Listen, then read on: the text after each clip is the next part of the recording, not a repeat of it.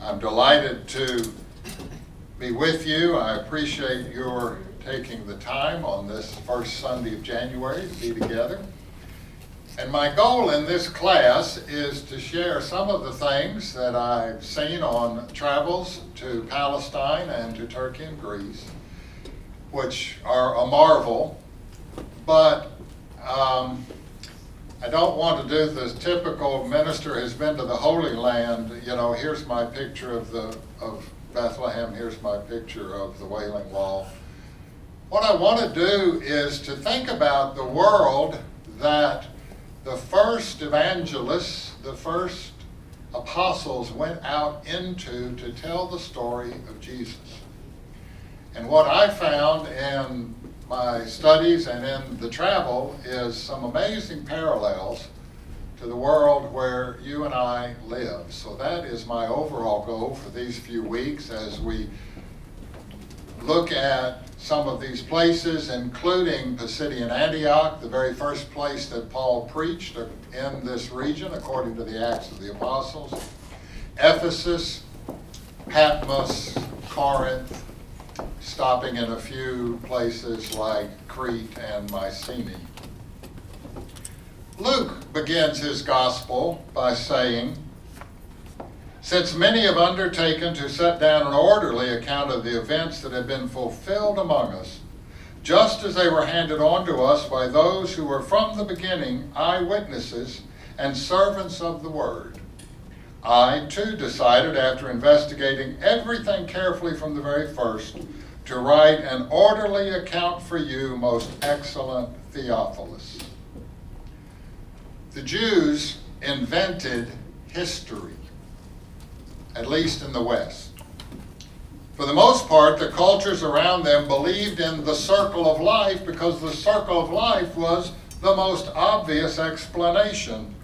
People are born, we live, we die, more people are born.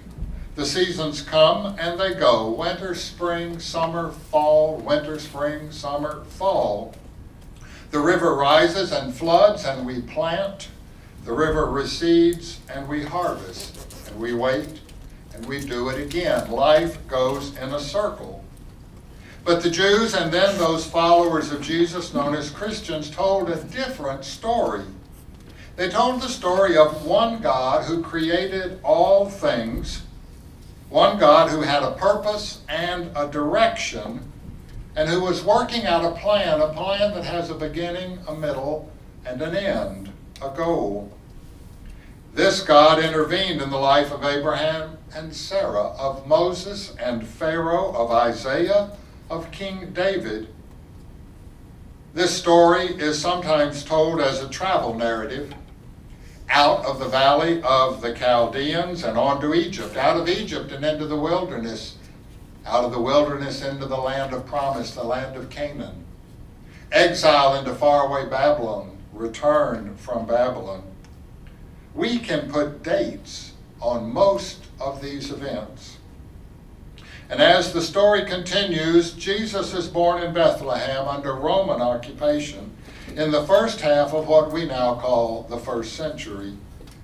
Jesus lives, he teaches, he makes friends and enemies, he is executed. God raises him from the dead with a plan to establish his kingdom of justice and righteousness. If he came once, he will come again. And we are headed toward the city of God, the goal, the destination. God is working his purpose out as year proceeds to year, and the story says that we have a role to play in God's work. Now we call this story good news or gospel. This version of God's story has been told and retold from generation to generation, and what I want us to do in this class is to look at how the first followers of Jesus went out to tell the story and to think about what they encountered when they got out there. I do not want this to merely be a history lesson. And so as we go through this course, there are going to be times when I will ask you to think about what this means for us in the complicated world we live in the 21st century, to look for the parallels between Peter, Paul, Philip, Lydia, the world they lived in, the world we live in. Last summer, Marcia and I traveled to Turkey and Greece. In 2011, we traveled with a group from this church to Israel. These are the places that the first Christians traveled. We visited some of the very first locations of Christian congregations. I will show a few of the 500 pictures that I took. Just a few, just to give you a flavor.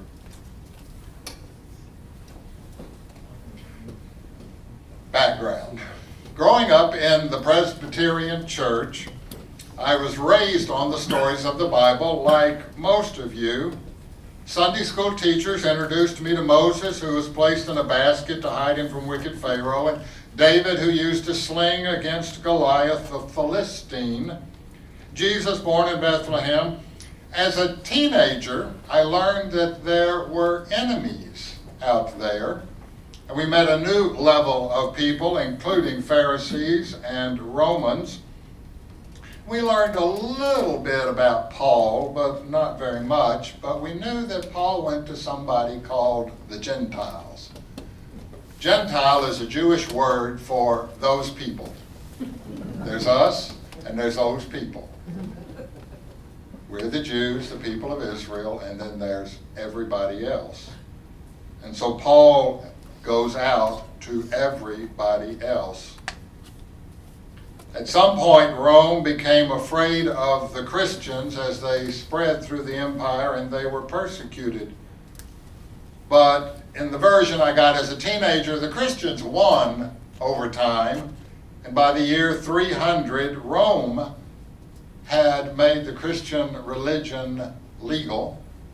And by the year 380, the emperor made all the other religions illegal and said the Christians are the ones.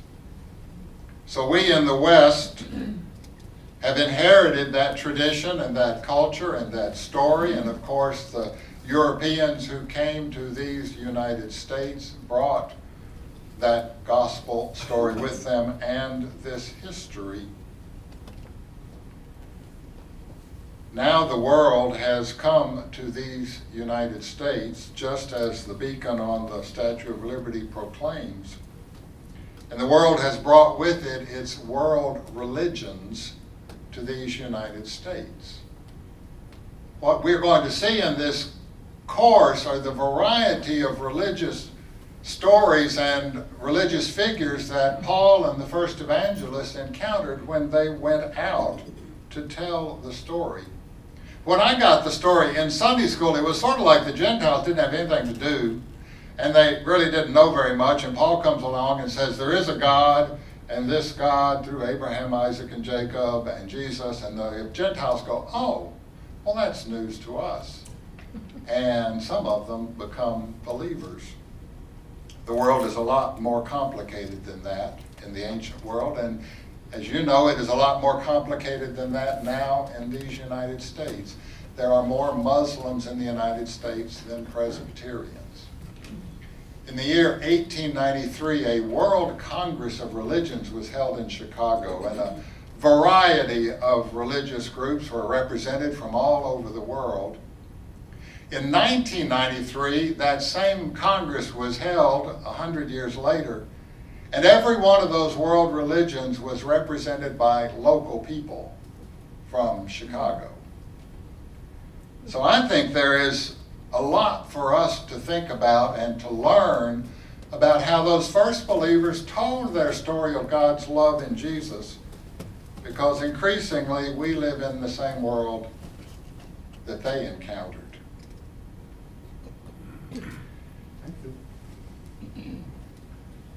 Quick high school civics lesson. The Fertile Crescent, the Tigris-Euphrates River, the beginning of civilization. Iraq and Iran are here. The Fertile Crescent is this boomerang shape. Palestine is here. Egypt. Here is Turkey. and Greece. And when Abraham and Sarah leave the valley of the Chaldeans, they're leaving this territory right up here, which centuries later will be Babylon. This is a desert, so nobody takes the shortcut across the desert. Everybody travels up and around, and then they trample down through Palestine to get to Egypt. And so King David on his throne is in control of the highway back and forth between the Fertile Crescent and Egypt. And then later, as the civilizations grow to the west. Turkey, Greece, right across the sea from each other. This is Crete down here, 140 miles long. I had no idea Crete was so large. The birthplace of civilization for us in the West. The first people lived in caves 10,000 years ago, and in the soil of central Turkey, the ground is this particular compacted volcanic ash and soil, and it's very soft. And so they began living in caves, and then they began to carve rooms and hallways and more rooms and developed underground cities. The Scots built fortresses of stone castles above the ground to defend themselves against their enemies. These folk built the fortresses underground, and they could roll a great big millstone across a doorway and utterly block it from the enemy getting in. In 8000 BC in central Turkey, they moved down out of the hills to an incredibly rich area. They had learned to farm, and they lived by a great lake. This community is called Çatalhöyük. It's the oldest excavation in Turkey, 8000 BC. The peculiar thing about this is the mud huts are cheek by jowl with each other. There are no doors, there are no windows, and there are no streets in this community. All you have is a hole in the roof of your room, or your little two-room, and a ladder. And smoke goes out that hole, and when mom and pop die, you bury them in the floor. And there's art on the walls.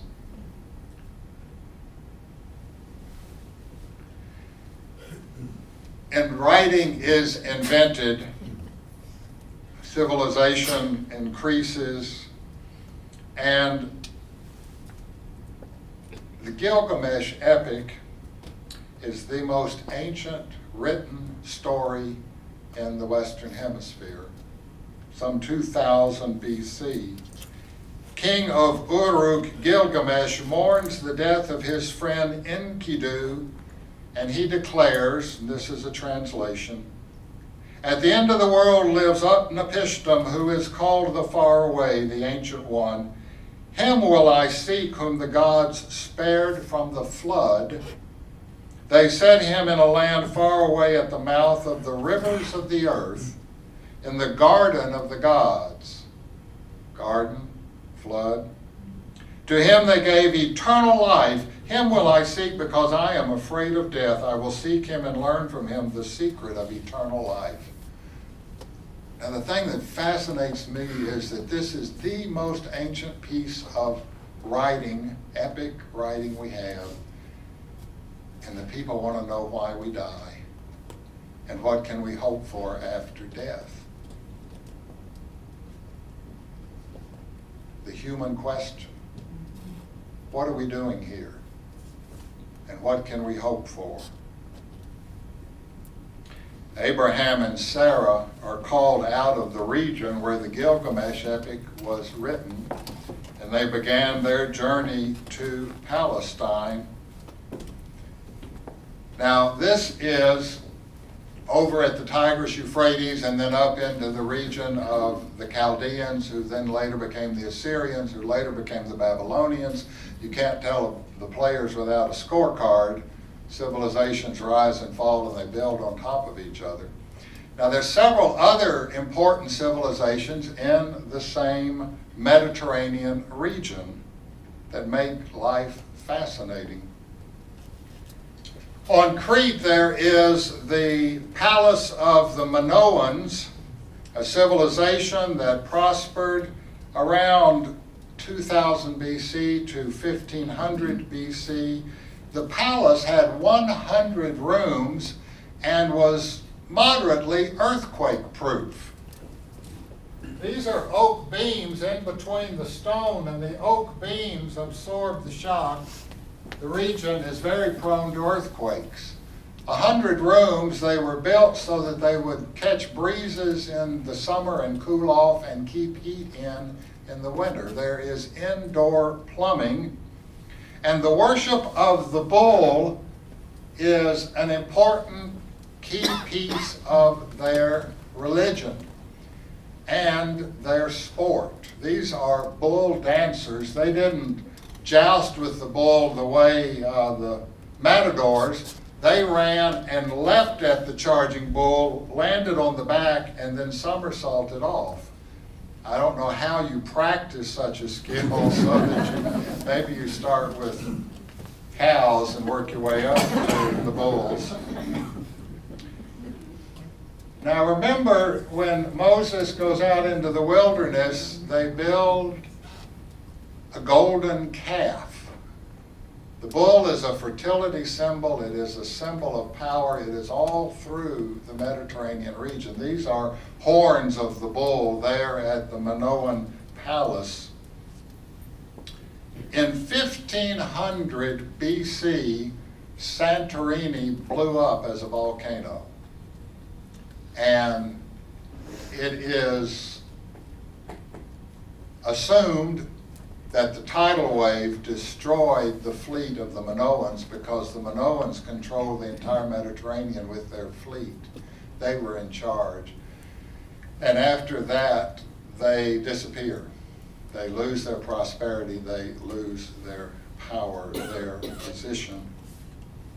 Now over in Turkey, the Hittites come to power at about the same time, and the Hittites discover iron. You find Hittites mentioned in the Old Testament, and they became chariot warriors, something they learned from India.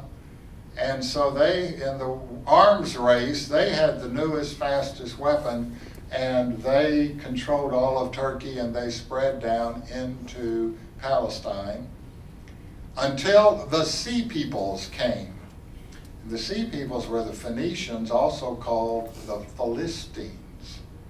And the Philistines show up all through the annals of David as the primary enemy. And the Philistines came in from somewhere and raided in the territories and began to take control. Moses leaves Egypt about 1200 BC and heads out into the wilderness. Mycenae is over in central Greece, and Mycenae is the home of the Greeks who fought in the Trojan War, which was thought to be mythology until a German archaeologist discovered Troy and then went back and tracked around and discovered Mycenae, the place of Agamemnon, the king, and found all manner of gold and other artifacts and great stone walls. This is called the Lion's Gate. The lintel above that gate weighs 2 tons. This is the entrance to the tomb of Agamemnon, and the lintel above that weighs 4 tons. It's bigger than the blocks of the pyramid. And one of the things that constantly fascinates me is the ancient desire to build something that will last. And what they had to work with was stone, and had incredible ability to bring stone from distances and carve it and put it into place. And in many instances, we don't know how they did it. These Greeks went to war across the sea in Turkey. Troy is in Turkey. And 500 years later, Homer writes an epic poem, the Iliad, about this war, and then the Odyssey about the aftermath of the war. In 500 BC, Cyrus the Persian king comes out of the far east and conquers Babylon. And when he does, he sets a group of slaves free, and they are called Jews. 500 BC, the Jews in Babylon's exile are set free to go home. And then the son of Cyrus, I think, is Xerxes, and he heads for Greece, and there are some great battles that have made it into history. Thermopylae holding off the Persian invasion for a few days, and then the great sea battle at the Straits of Salamis, which is like the English defeating the Spanish Armada. The great fleet of Persia was trapped in a narrow place and firebombed, and the Greeks held off that invasion. To celebrate Cyrus in 500 BC, the Persian army invading in 480, first, to prepare for the invasion, the Athenians freed their slaves. So there was emancipation in Athens of all the slaves as a deal that they would help defend the city against the Persians. And then, to celebrate victory, they built the Parthenon, the great temple to Athena, the goddess of wisdom, the virgin goddess. Parthenon means the virgin. Temple of the Virgin.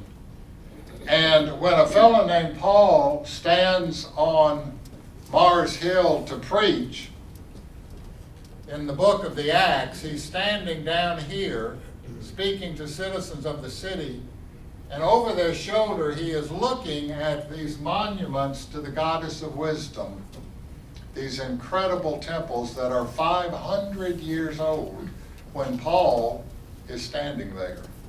This is the world that they entered. It was a world with many stories to tell about how people came to be, and many stories to tell about how the gods work among peoples.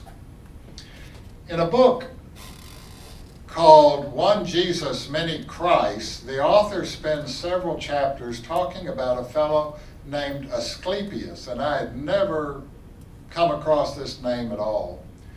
Asclepius was an incredibly popular healer who, it's hard to tell whether he actually lived or whether he is a story, but this one author that I read was pretty sure he was a man who went around in Macedonia, north of Greece. He was a healer, he was compassionate toward the poor. He was said to have raised a man from the dead, which angered the gods and led to his death, but his elevation. Other stories say that Asclepius was a son of Apollo and an earthly woman. And so he has a divine father and a human mother. Temples were built to honor Asclepius in Epidaurus, in Pergamum, which shows up in the New Testament. A fellow named Hippocrates studied at the temple of Asclepius, studied medicine. For 600 years, the community of Asclepius, his disciples, his followers, founded, there's one also in Ephesus, places of healing, and you would go and make sacrifice and worship and also receive care, but you were not allowed to die in the temple of Asclepius. If they decided there was no hope for you, you had to leave. Pretty tough crowd. The snake around the staff, the snake is a symbol of healing, and the staff that appears on your prescription bottle, perhaps with two snakes intertwined, comes from this fellow. So here is a healer who goes around, who welcomes the sick, who, through whatever means, brings healing and welcome. And his places of honor are all over the territory where Paul will travel to tell of another man who was a healer, who touched lepers, who raised someone from the dead.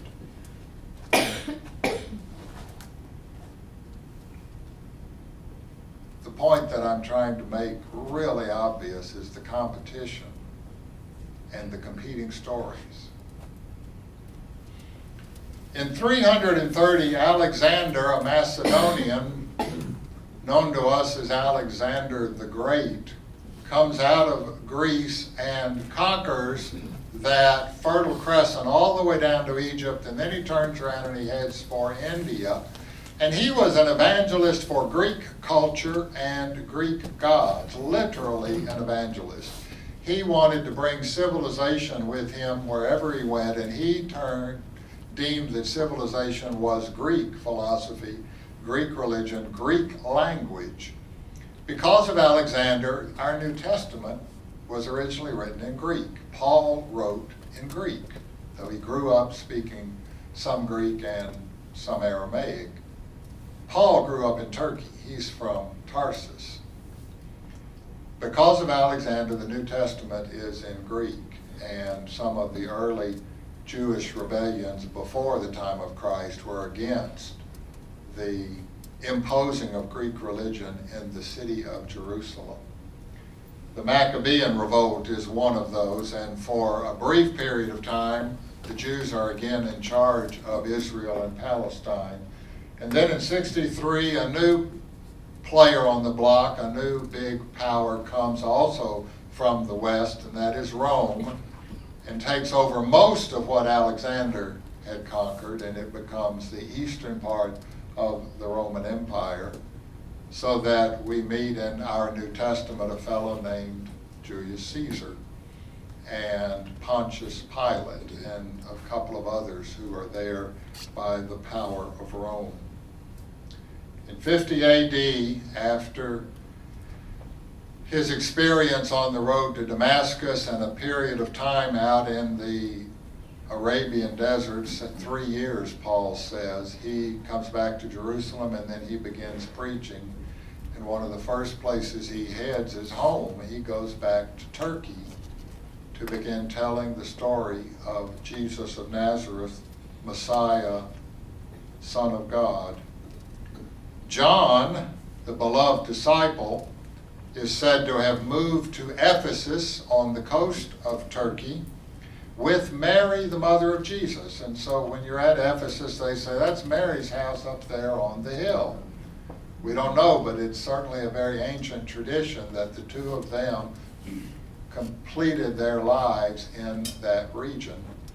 And there's a little island down the coast where John, for a period of time, was exiled by one of the Roman emperors, I assume for his Christian ministry, and for several years he had to live on this island.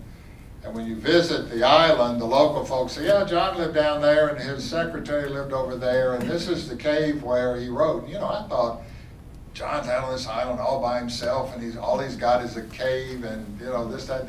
No, he lived down here in the village with the rest of us. And then when he wanted to write, he went up to the cave, and the cave is now a small Greek Orthodox monastery with brothers living there, but they will let you visit the chapel that is the traditional place where John wrote.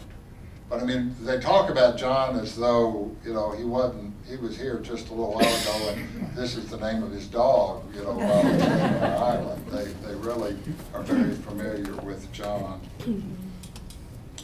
The first Christians preached in a world where culture was thousands of years old, where sacred writing and ancient stories had talked of the gods, of healing and of raising the dead, of sons of God, especially Zeus, like Hercules and son of Apollo, Asclepius, where some slaves had been freed, not just in Egypt, but in Athens, where trade stretched all through the region, so that there's incredible commerce back and forth.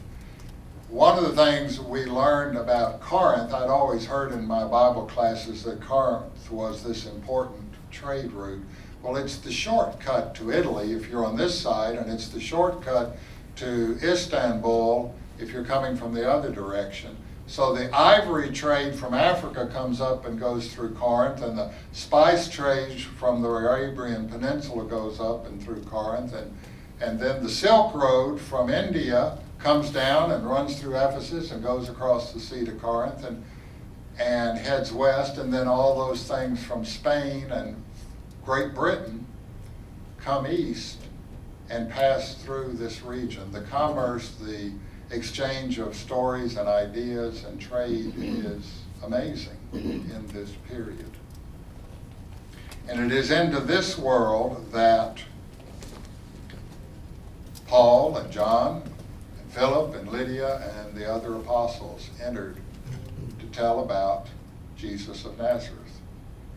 So over the next couple of weeks, we will follow two intrepid travelers as they move through several of these cities. But what I'd like you to do this morning for a few minutes is I want you to turn to your neighbor, maybe in groups of 3. And I want you to begin what is going to be our conversation for this month, but with just this information and what you know, having your own experience of the living Christ and your own study of Scripture. Why do you think anyone listened to these first evangelists who told of salvation, including eternal life, through faith in Jesus, the Son of God? Why did anybody listen? Why did Gentiles pay attention? Paul and the others fairly quickly either left the Jewish territory or were kicked out of synagogues. The other thing that happens is that in 70 AD, there's a rebellion in Jerusalem, and Rome has had enough. And they come in and they wipe out Jerusalem in 70 AD. So the mother church is gone from history. It's erased by that sacking of Jerusalem. And the only groups, we now call them churches, the only gatherings of Christians are in places like Alexandria and Ephesus and Antioch and Rome and Corinth. And so they become immediately the primary sources for telling the story and carrying the story on. Nobody can go back to Jerusalem to check the notes because Jerusalem is gone in terms of the current citizens.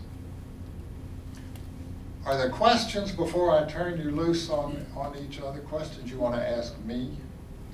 Yes, Charlie. Was that island you're talking to Patmos? Patmos is the island that John was on, yes.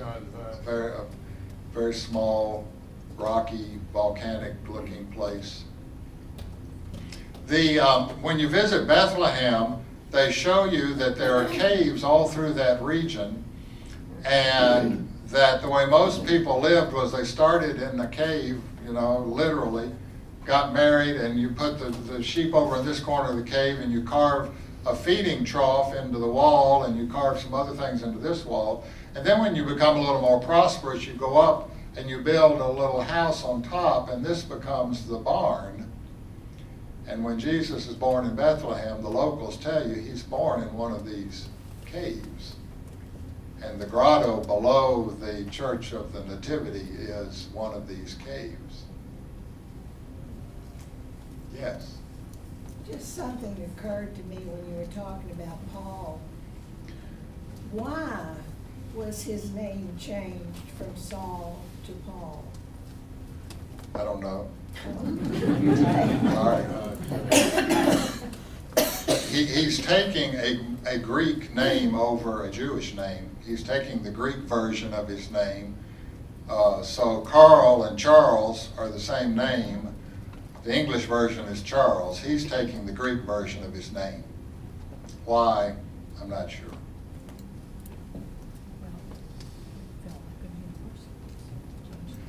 I have a baptism in a few minutes, and I need to go meet with the family. So what I'd like you to do, until Ian dismisses you, I want you to talk to each other and begin thinking about the answer to the question for this week, because this is where we're going to pick up next week. Thank you.